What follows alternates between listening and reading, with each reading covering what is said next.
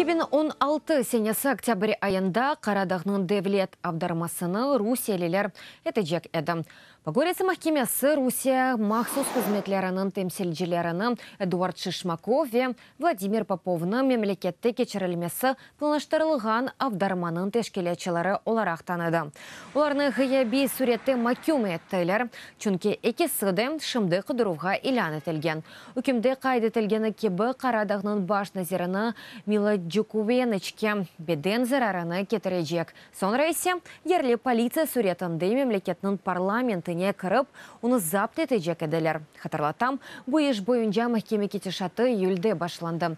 Фақат имае тарафының шу кетешат прокурорыны иштен бошатмақ талабы себебінден махкеме сентябрьге қадар тоқтатылған еді.